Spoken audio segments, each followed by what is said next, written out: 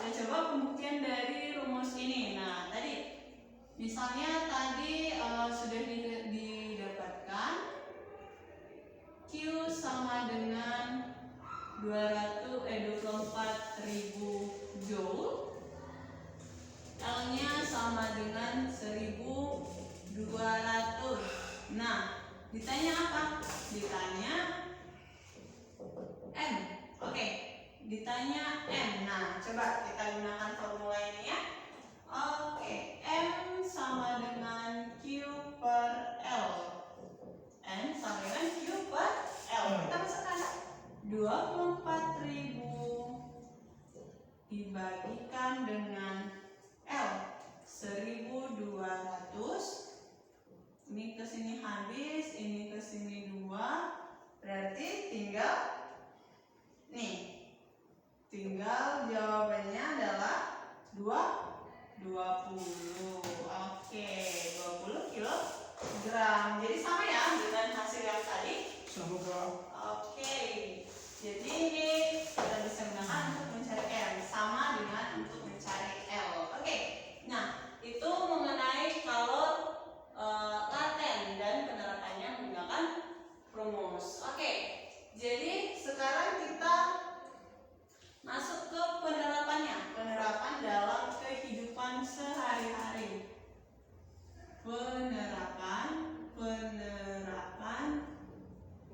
kalor laten dan soluble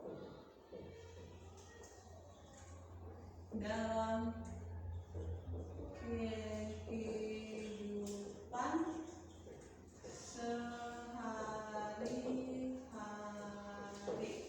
Oke, nah penerapan dalam kehidupan sehari-hari. Kira-kira ada yang tahu penerapannya? Oke. Oke, jadi gini. Kalau dia kalor soluble, seperti tadi pengertian itu, kalau kalor soluble adalah kalor yang mengubah suhu, melalui perubahan suhu tanpa mengalami perubahan wujud. Oke? Nah, contohnya apa?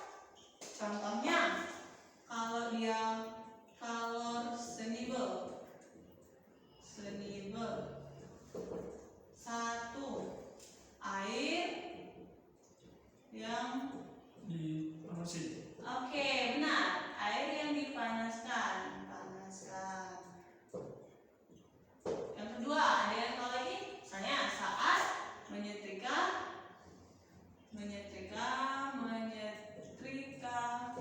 pakaian. Nah, kalau kalor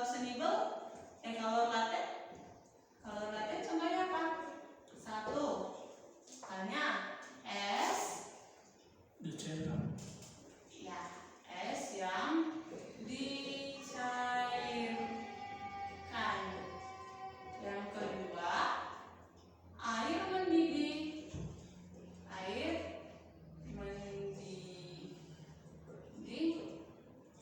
yang menguap.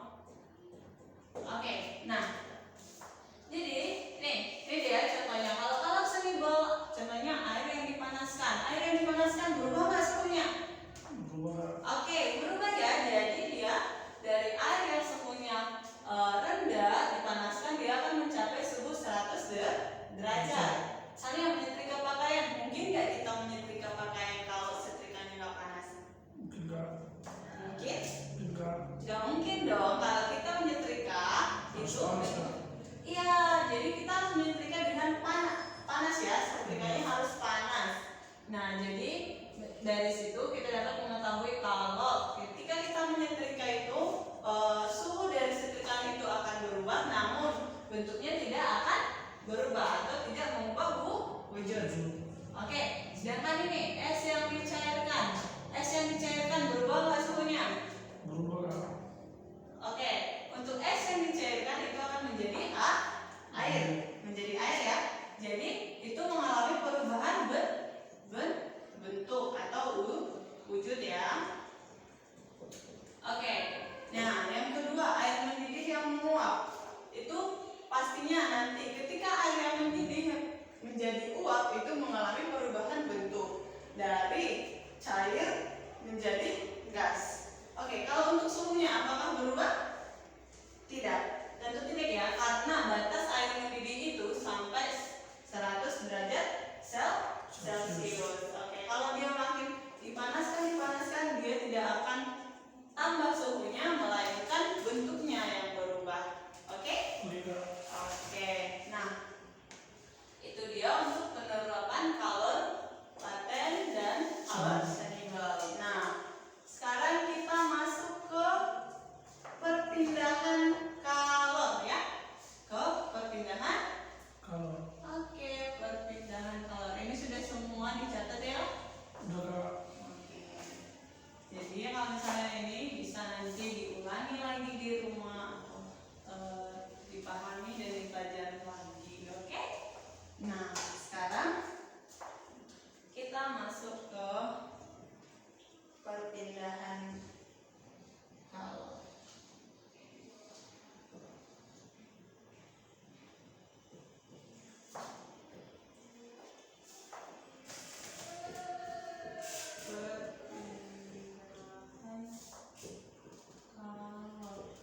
Loh, emang kalor itu bisa berpindah, Kak? Bisa ya. Jadi kalor itu bisa berpindah. Nah, tadi kita sudah bahas definisinya, jenisnya, dan juga penerapannya dalam kehidupan sehari-hari. Kita akan membahas tentang perpindahannya. Nah, bagaimana perpindahan yang dialami kalor? Jadi ada 3 ya, 3 perpindahan yang dialami kalor. Yang pertama itu ada namanya konduksi, yang kedua ada namanya konveksi, yang ketiga radiasi. Oke, konduksi, konveksi, dan juga radiasi. Nah, kira-kira untuk konduksi, konveksi, radiasi, kira-kira ada yang tahu itu apa? Enggak Kak. Oke, jadi untuk konduksi itu adalah perpindahan kalor ini, perpindahan kalor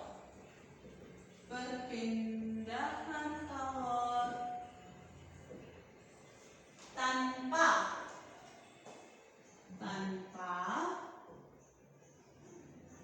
mengikuti partikelnya, oke. Kalau dia konveksi itu kebalikan dari konduksi, itu adalah perpindahan kalor dengan partikel. Oke, kalau radiasi itu adalah perpindahan kalor melalui pancaran. Oke. Nah, dari definisi ini kita bisa tahu nih bagaimana perpindahan kalor secara konduksi, bagaimana perpindahan kalor secara konveksi, dan juga bagaimana perpindahan kalor secara radiasi. Oke. Nah, konduksi, perpindahan kalor tanpa mengikuti partikelnya. Contohnya apa? Nih, konduksi. Contohnya saat contoh. Satu. Untuk konduksi itu bisa saat kita berjemur,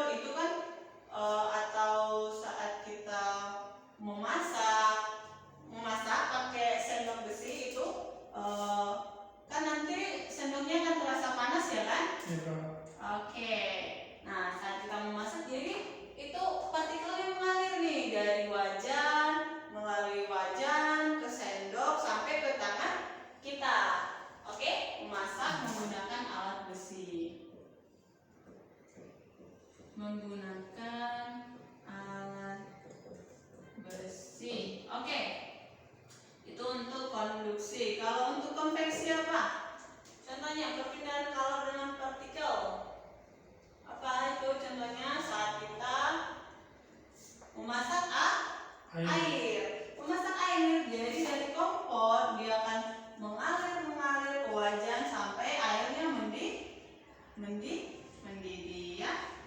Memasak air. Oke.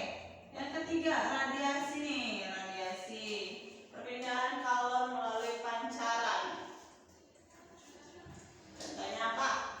Ayo, sana nih. Sinar lampu. Oke, sinar lampu boleh. Nah, oke ya, benar. Sinar lampu boleh. Api unggun juga bisa. Termasuk nggak kira-kira? Bisa Kak. Oke, karena kalau kita berada di dekat panas lama-lama nanti tanpa adanya kayu atau apa yang hantarkan ke tubuh kita, namun tubuh kita akan terasa Panas. panas. Oke, saat kita berada dekat api unggun. Nah, jadi itu adalah contoh dari perpindahan kalor yang dapat kita lihat di dalam kehidupan sehari-hari. Mungkin masih banyak ya contoh-contohnya bisa kita lihat dari cari M sama dengan Q per L. Sedangkan untuk mencari L sama saja itu bisa kita gunakan dengan rumus Q per M. Oke. Nah, jadi kita bisa gunakan formula ini untuk mencari massa dan juga kalor laten pada pertanyaan yang akan ditanyakan. Oke?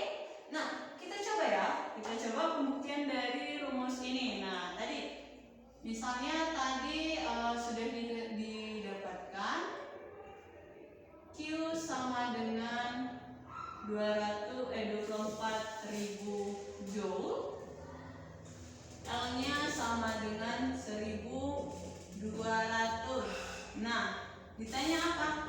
Ditanya M. Oke, ditanya M. Nah, coba kita gunakan formula ini ya. Oke, M sama dengan Q per L. M sama dengan Q per L. Kita masukkan 24.000 dibagikan dengan L 1.200. Ini ke sini habis, ini ke sini 2. Berarti tinggal jawabannya adalah 20. Oke, 20 kilogram. Jadi sama ya dengan hasil yang tadi. Sama Kak. Oke, jadi ini kita bisa gunakan untuk mencari M sama dengan untuk mencari L. Oke, nah itu mengenai kalor laten dan penerapannya menggunakan rumus. Oke, jadi sekarang kita masuk ke penerapan dalam kehidupan sehari-hari. Penerapan kalor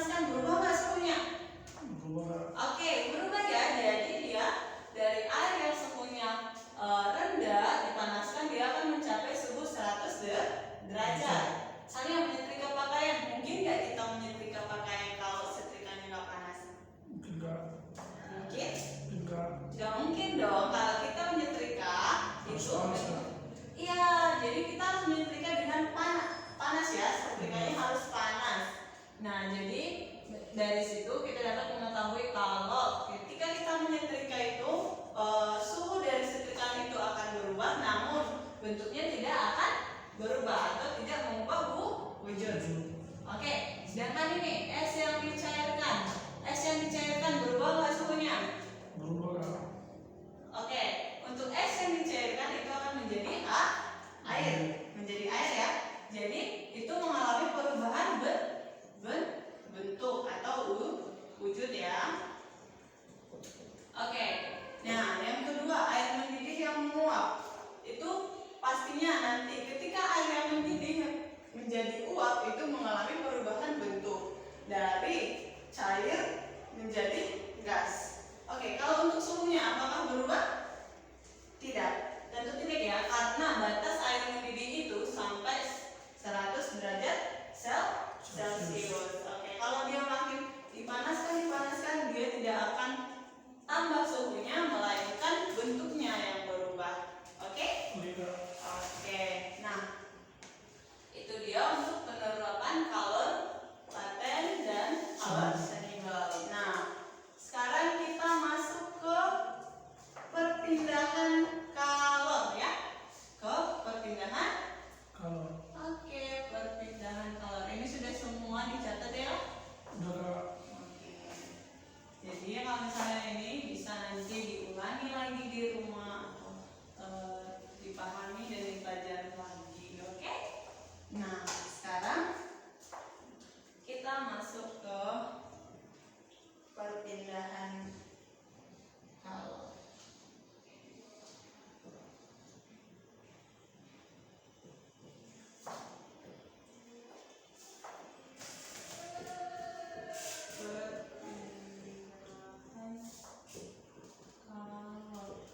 Loh, emang kalor itu bisa berpindah, Kak? Bisa ya. Jadi kalor itu bisa berpindah. Nah, tadi kita sudah bahas definisinya, jenisnya, dan juga penerapannya dalam kehidupan sehari-hari. Kita akan membahas tentang perpindahannya. Nah, bagaimana perpindahan yang dialami kalor? Jadi ada 3 ya, 3 perpindahan yang dialami kalor. Yang pertama itu ada namanya konduksi, yang kedua ada namanya konveksi, yang ketiga radiasi. Oke, konduksi, konveksi, dan juga radiasi. Nah, kira-kira untuk konduksi, konveksi, radiasi, kira-kira ada yang tahu itu apa? Enggak Kak. Oke, jadi untuk konduksi itu adalah perpindahan kalor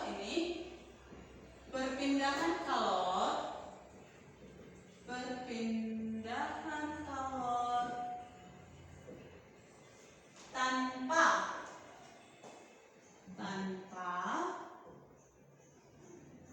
mengikuti partikelnya. Oke. Kalau dia konveksi, itu kebalikan dari konduksi, itu adalah perpindahan kalor dengan partikel. Oke, kalau radiasi itu adalah perpindahan kalor melalui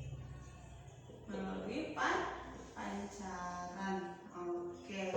Nah, dari definisi ini kita bisa tahu nih bagaimana perpindahan kalor secara konduksi, bagaimana perpindahan kalor secara konveksi, dan juga bagaimana perpindahan kalor secara radiasi. Oke.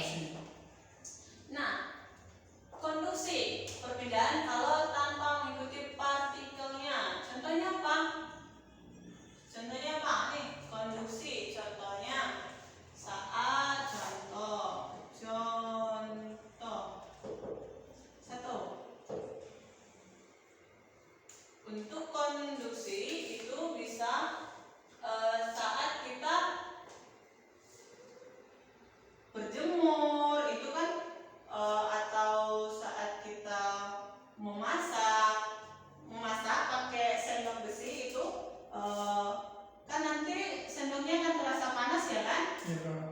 Oke.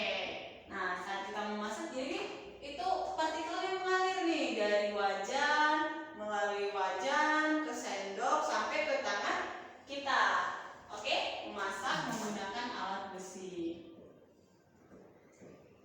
Menggunakan alat besi. Oke. Itu untuk konduksi. Kalau untuk konveksi apa? Contohnya perpindahan kalor dengan partikel. Apa itu contohnya saat kita memasak air. Memasak air. Jadi dari kompor dia akan mengalir ke wajan sampai airnya mendidih ya. Memasak air. Oke. Yang ketiga, radiasi nih, radiasi. Perpindahan kalor melalui pancaran. Contohnya apa? Ayo, sana nih. Sinar lampu. Oke, sinar lampu boleh. Nah, oke ya, benar. Sinar lampu boleh. Api unggun juga bisa. Termasuk nggak kira-kira? Bisa Kak. Oke, karena kalau kita berada di dekat panas lama-lama nanti tanpa adanya kayu atau apa yang hantarkan ke tubuh kita, namun tubuh kita akan terasa panas. Oke, saat kita berada dekat api unggun. Nah, jadi itu adalah contoh dari perpindahan kalor yang dapat kita lihat di dalam kehidupan sehari-hari. Mungkin masih banyak ya contoh-contohnya bisa kita lihat dari. Oke, jadi ini untuk mencari M sama dengan Q per L. Sedangkan untuk mencari L sama saja, itu bisa kita gunakan dengan rumus Q per M. Oke. Nah, jadi kita bisa gunakan formula ini untuk mencari massa dan juga kalor laten pada pertanyaan yang akan ditanyakan. Oke? Nah, kita coba pembuktian dari rumus ini. Nah, misalnya tadi sudah didapatkan Q sama dengan 24.000 Joule, L-nya sama dengan 1.200. Nah, ditanya apa? Ditanya M. Oke, ditanya M. Nah, coba kita gunakan formula ini ya. Oke, M sama dengan Q per L. M sama dengan Q per L. Kita masukkan 24.000 dibagikan dengan L 1.200. Ini ke sini habis, ini ke sini 2. Berarti tinggal jawabannya adalah 20. Oke, 20 kilogram. Jadi sama ya dengan hasil yang tadi. Sama Kak. Oke, jadi ini kita bisa gunakan untuk mencari M sama dengan untuk mencari L. Oke, nah itu mengenai kalor laten dan penerapannya menggunakan rumus. Oke, jadi sekarang kita masuk ke penerapan dalam kehidupan sehari-hari. Penerapan kalor laten dan stable dalam kehidupan sehari-hari. Oke, nah penerapan dalam kehidupan sehari-hari. Kira-kira ada yang tahu penerapannya? Oke, jadi gini. Kalau dia kalor soluble seperti tadi pengertiannya itu, kalau kalor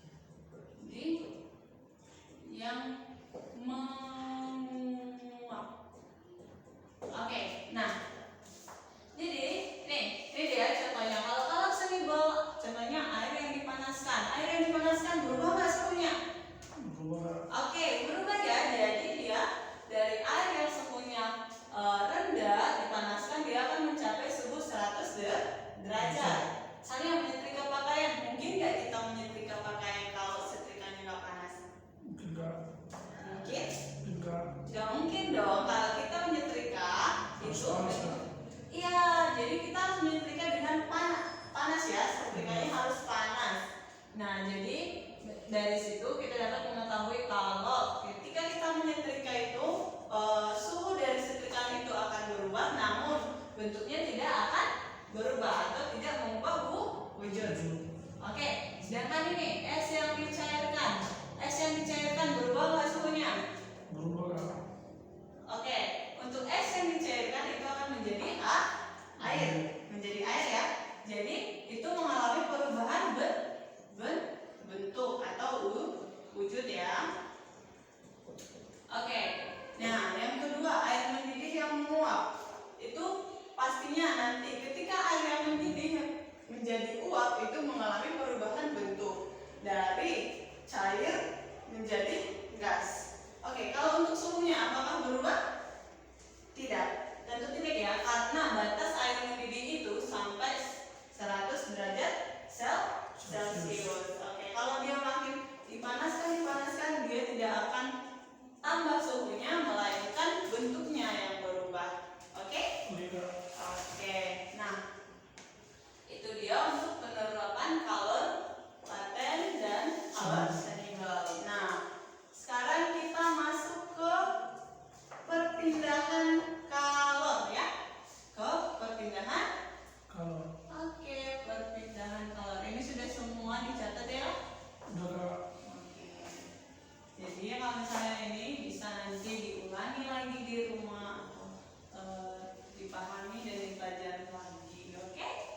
Nah, sekarang kita masuk ke perpindahan kalor.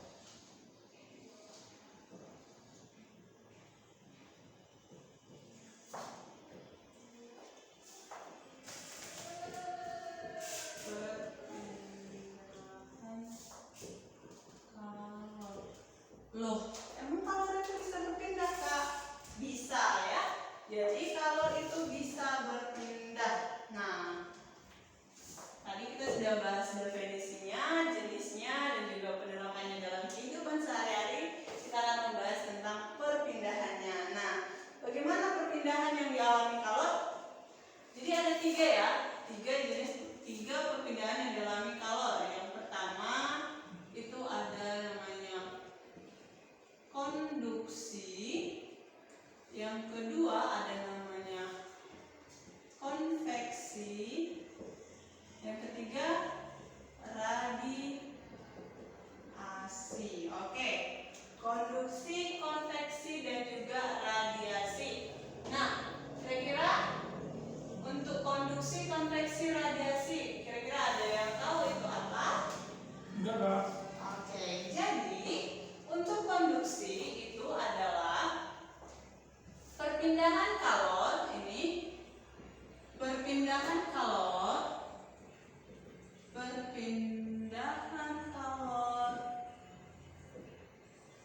tanpa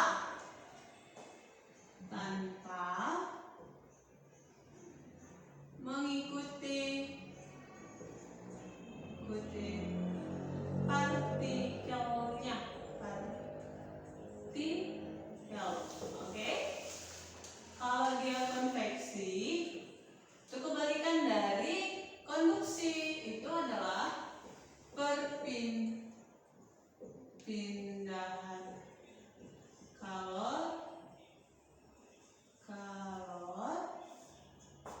dengan partikel. Oke, kalau radiasi itu adalah perpindahan kalor melalui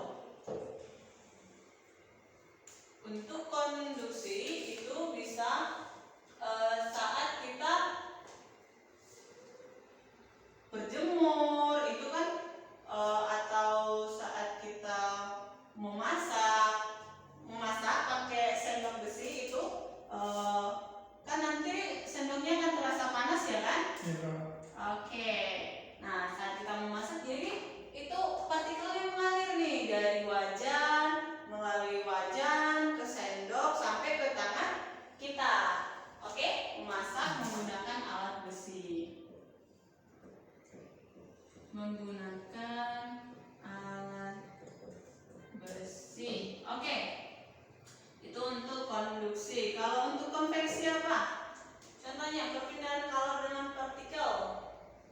Apa itu contohnya? Saat kita memasak air. Memasak air, jadi dari kompor dia akan mengalir ke wajan sampai airnya mendidih ya. Memasak air. Oke. Yang ketiga, radiasi nih, radiasi. Perpindahan kalor melalui pancaran. Contohnya apa? Ayo, sana nih. Sinar lampu. Oke, sinar lampu boleh. Nah, oke ya, benar. Sinar lampu boleh. Api unggun juga bisa. Termasuk nggak kira-kira? Bisa Kak. Oke, karena kalau kita berada di dekat panas lama-lama nanti tanpa adanya kayu atau apa yang hantarkan ke tubuh kita, namun tubuh kita akan terasa Panas. panas. Oke, saat kita berada dekat api unggun. Nah, jadi itu adalah contoh dari perpindahan kalor yang dapat kita lihat di dalam kehidupan sehari-hari. Mungkin masih banyak ya contoh-contohnya bisa kita lihat dari. Nah, kita coba pembuktian dari rumus ini. Nah, tadi misalnya sudah didapatkan Q sama dengan 24.000 joule, L-nya sama dengan 1.200. Nah, ditanya apa? Ditanya M. Oke, ditanya M. Nah, coba kita gunakan formula ini ya. Oke, M sama dengan Q per L. M sama dengan Q per L. Kita masukkan 24.000 dibagikan dengan L 1.200. Ini ke sini habis, ini ke sini 2. Berarti tinggal jawabannya adalah 20. Oke, 20 kilogram. Jadi sama ya dengan hasil yang tadi. Sama Kak. Oke, jadi ini kita bisa gunakan untuk mencari M, sama dengan untuk mencari L. Oke, nah itu mengenai kalor laten dan penerapannya menggunakan rumus. Oke, jadi sekarang kita masuk ke penerapan dalam kehidupan sehari-hari. Penerapan kalor laten dan soluble dalam kehidupan sehari-hari. Oke, nah penerapan dalam kehidupan sehari-hari. Kira-kira ada yang tahu penerapannya? Oke. Oke, jadi gini. Kalau dia kalor soluble, seperti tadi pengertiannya itu, kalau kalor soluble adalah kalor yang mengubah mengalami perubahan suhu tanpa mengalami perubahan wujud. Oke? Nah, contohnya apa? Contohnya kalau dia kalor soluble. Satu, air yang dipanasi. Oke, benar. Air yang dipanaskan. Yang kedua, ada yang tahu lagi? Misalnya saat menyetrika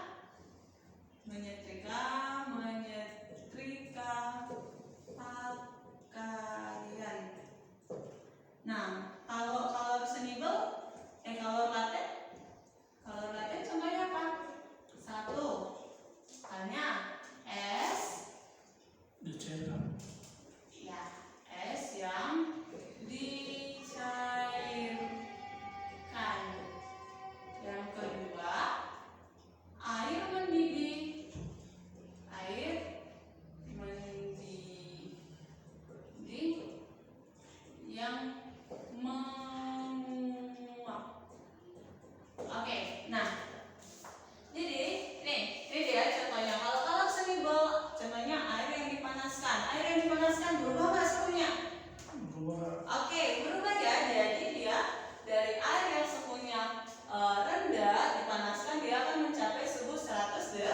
derajat. Misalnya menyetrika pakaian, mungkin nggak kita menyetrika pakaian kalau setrikanya nggak panas? Mungkin enggak. Mungkin? Mungkin enggak. Tidak mungkin dong. Kalau kita menyetrika Harus itu, panas ya. iya, jadi kita harus menyetrika dengan panas ya. Setrikanya harus panas. Nah, jadi dari situ kita dapat mengetahui kalau ketika kita menyetrika itu suhu dari setrikaan itu akan berubah, namun bentuknya tidak akan berubah atau tidak mengubah wujud. Oke, sedangkan ini es yang dicairkan berubah nggak suhunya? Berubah enggak? Oke, untuk es yang dicairkan itu akan menjadi air, ya. Jadi itu mengalami perubahan bentuk atau wujud ya. Oke, nah yang kedua air mendidih yang menguap itu pastinya nanti ketika air yang mendidih menjadi uap itu mengalami perubahan bentuk dari cair menjadi gas. Oke, kalau untuk suhunya apakah berubah? Tidak, tentu tidak ya, karena batas air mendidih itu sampai 100 derajat Celcius. Oke, kalau dia makin dipanaskan dia tidak akan tambah suhunya, melainkan bentuknya yang berubah. Oke? Tidak. Oke, nah itu dia untuk penerapan kalor laten dan kalor senible. Nah, sekarang kita masuk ke perpindahan kalor ya. Ke perpindahan. Kalau Oke, perpindahan kalor. Ini sudah semua dicatat ya. udah enggak. Oke. Jadi kalau misalnya ini bisa nanti diulangi lagi di rumah atau dipahami dan dipelajari lagi, oke? Nah, sekarang kita masuk ke perpindahan kalor.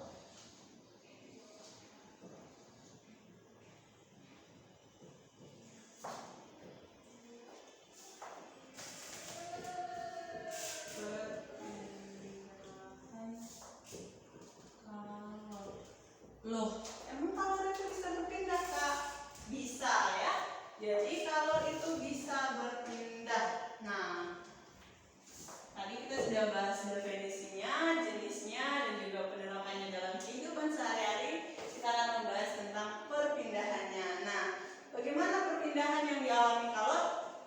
Jadi ada 3 ya, 3 perpindahan yang dialami kalor. Yang pertama itu ada namanya konduksi, yang kedua ada namanya konveksi, yang ketiga radiasi.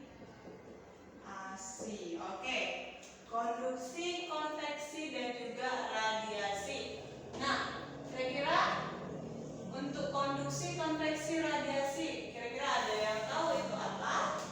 Enggak. Oke, jadi untuk konduksi itu adalah perpindahan kalor ini, perpindahan kalor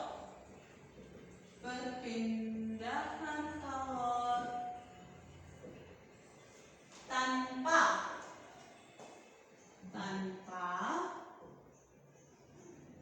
mengikuti partikelnya, oke. Kalau dia konveksi itu kebalikan dari konduksi, itu adalah perpindahan kalor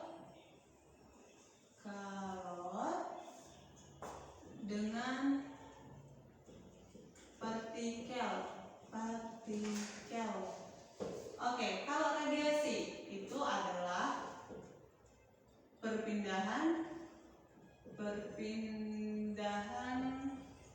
kalor melalui pancaran. Oke. Nah, dari definisi ini kita bisa tahu nih bagaimana perpindahan kalor secara konduksi, bagaimana perpindahan kalor secara konveksi, dan juga bagaimana perpindahan kalor secara radiasi. Oke. Nah,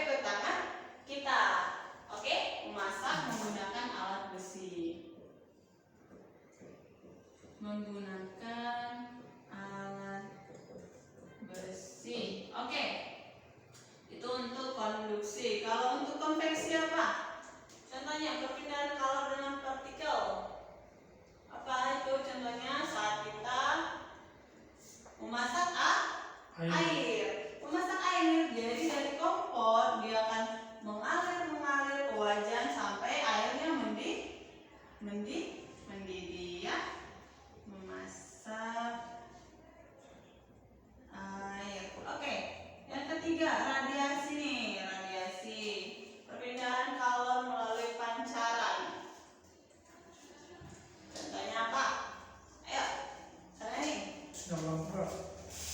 Oke, sinar lampu boleh. Nah, oke ya, benar. Sinar lampu boleh. Api unggun juga bisa. Termasuk nggak kira-kira? Bisa kak. Oke, karena kalau kita berada di dekat panas lama-lama nanti tanpa adanya kayu atau apa yang hantarkan ke tubuh kita, namun tubuh kita akan terasa Panas. panas. Oke, saat kita berada dekat api unggun. Nah, jadi itu adalah contoh dari perpindahan kalor yang dapat kita lihat di dalam kehidupan sehari-hari. Mungkin masih banyak ya contoh-contohnya bisa kita lihat dari. Oke, nah jadi itu ya untuk penerapan dari perpindahan kalor. Oke? Tidak. Jadi sampai sini kira-kira nih ada yang mau ditanyakan dari adik-adik sekalian? Tidak ada kak. Ada, cukup? Cukup kak. Oke, jadi kita mereview kembali ya, atau kita ambil kesimpulan dulu dari pembahasan kita dari awal tadi. Kalau pengertian dari suhu, kalor, perbedaannya apa, terus di sini ada skala, itu jenis-jenis dari kalor, penerapannya sampai ke perpindahan kalor. Oke, nah kalau untuk pengertian suhu tadi apa? Kita ulang lagi. Oke, suhu adalah derajat dari suatu benda maupun alat. Oke, sedangkan kalor itu adalah energi yang berpindah karena Perbedaan suhu. oke, karena perbedaan suhu. Mantap. Nah, untuk perbedaan dari suhu dan kalor, kalau kalor itu merupakan energi yang berpindah, kalau suhu itu adalah ukuran yang digunakan ya. Nah, untuk skalanya, skala tadi perbanding skala dari suhu tadi, masih ingat itu ada apa? Ada Celsius, Kelvin, Kelvin, Fahrenheit, dan Reaumur. Reaumur. Oke, nah kalau itu tadi untuk skala. Kalau untuk jenis-jenis skala tadi ada apa? Dua, ada kalor senibel dan juga kalor laten. Oke, nah jadi udah jelas tadi ya perbedaan dari apa itu kalor senibel, apa itu kalor laten. Jelas tadi ya kan? Jelas kak. Oke, nah sekarang untuk penerapannya juga tadi banyak nih. Penerapan dari kalor senibel itu gimana, kalor laten itu gimana. Tadi apa? Coba misalnya Rehan nih sebutkan tadi penerapan kalor senibel apa? Oke, benar ya. Jadi kalau tadi penerapan kalor senibel itu contohnya pada apa tadi? Air yang dipanaskan dan juga menyetrika pakaian. Nah, pada kalor laten tadi apa? Contohnya es yang mencair menjadi air. Oke. Nah, mungkin itu aja ya pembahasan kita pada pertemuan kali ini. Nanti bisa dipelajari lagi, jangan didiamkan bukunya ya. Ya, Jangan Kak. didiamkan bukunya. Mungkin cukup sekian. Oke. Cukup sekian. Jadi nanti kalau misalnya ada yang mau ditanyakan bisa hubungi kakak langsung ya. Bisa hubungi kakak langsung. Oke kak. Oke. Terima kasih. Selamat sore. Sore kak.